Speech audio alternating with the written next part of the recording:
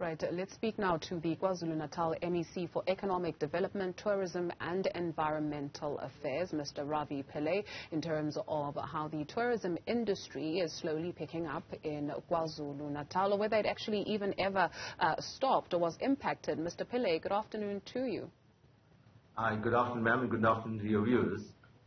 So tell us about the state of tourism in KwaZulu-Natal, just as you were recovering from the July unrest, then followed the floods which caused massive damage, and you're still grappling with that, with many people being housed at community centers. Just how much has the tourism industry been impacted?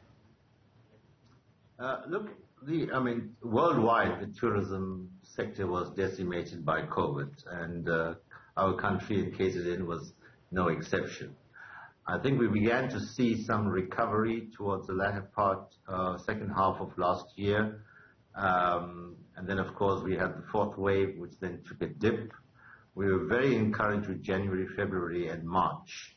If I recall correctly, our occupancy rates were around 55%.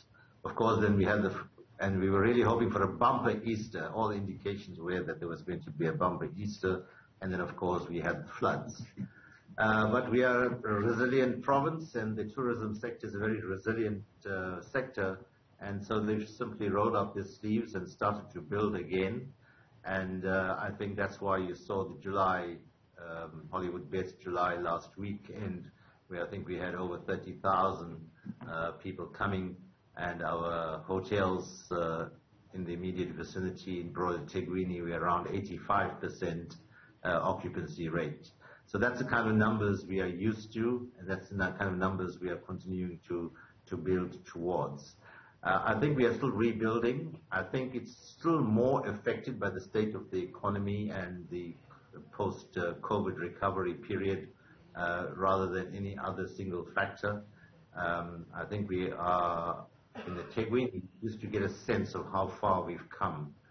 And the day or two after the floods, our electricity, water, even telecommunications, was knocked out 70%. And today we're sitting with a situation with 95% recovery. So that's a really solid rebuild and coming back to normality. There are a couple of hot spots which we're still dealing with, but that's not really affecting many of the tourism areas. Of course, some of our beaches are still closed as a precautionary measure, but remember we have 600 kilometers of beaches from the north to the south, and you will simply be spoiled for choice. Included amongst them will be at least 10 blue flag beaches, which will be the highest international standard. So yes, we think we are heading in the right direction. I think there's still some hesitancy, which we have to work hard in the marketing side of things. The July period, for those who are still making up their minds, it's really for me, it's always the most beautiful part of the year. You can forget your winter in Gauteng or wherever else you might be having a winter and come down to Durban or the KZN, and then you'll re-experience something that's very close to summer. I mean, 25 degrees is a very pleasant temperature. And I think the water quality, apart from those areas that's still affected, is normally the best. Of course, we have the sardine run that's coming up, already started actually, and that's quite a phenomenon. The Drakensberg remains a majestic experience, and those occupancy rates have been pretty high.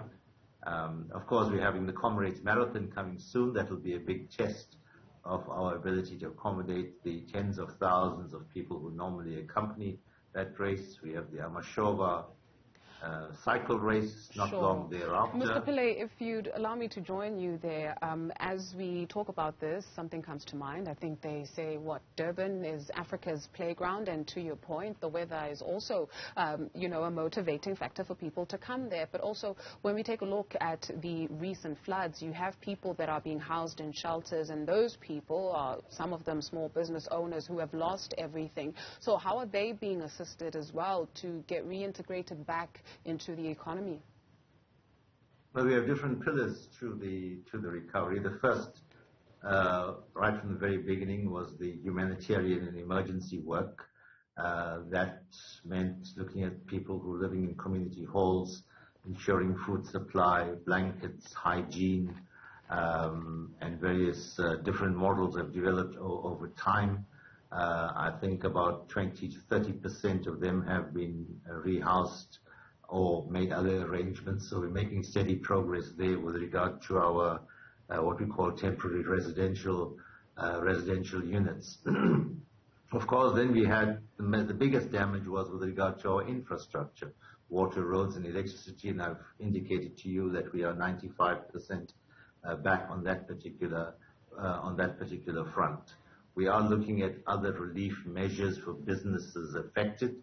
I know my own department has identified 60 million rand, which we want to target towards small businesses that were affected by the floods. The road network is almost completely re-established.